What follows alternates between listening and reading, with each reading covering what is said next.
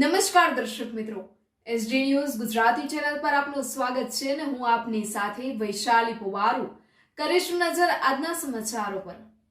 સાબરકાંઠા જિલ્લાના તલોદ ખાતે આજે દેશભરમાં ચાલી રહેલા હર ઘર તિરંગા હર ઘર સ્વચ્છતા અભિયાન અંતર્ગત ભવ્ય તિરંગા યાત્રાનું આયોજન કરવામાં આવ્યું।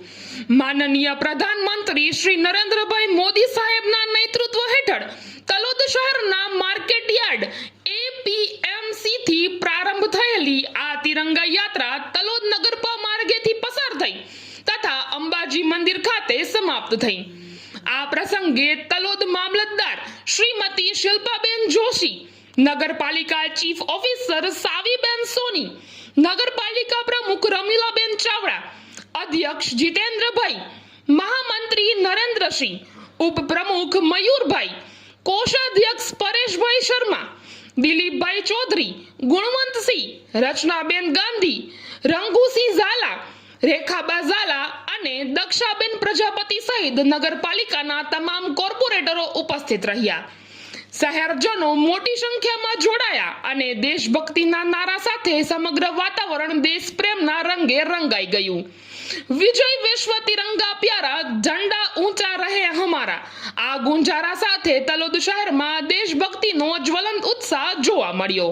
Reporter Paresh Sharma, SD news Gujarati, Talod, Sabarkantha.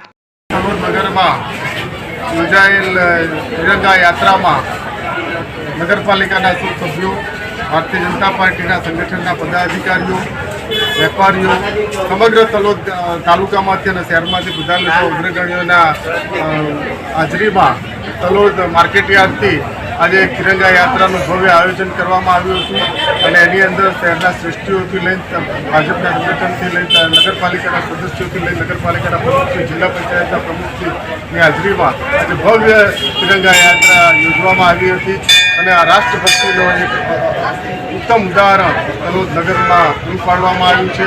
અને આ જ રીતે ભારતીય જનતા પાર્ટીની આજે પ્રાંતિકમાં આખા જિલ્લાની અંદર 3 દિવસની અંદર તિરંગા યાત્રાઓ યોજાવા જઈ રહી છે। એના ભાગરૂપે આજે તલોદ મુકામે ભવ્ય તિરંગા યાત્રા યોજાઈ છે।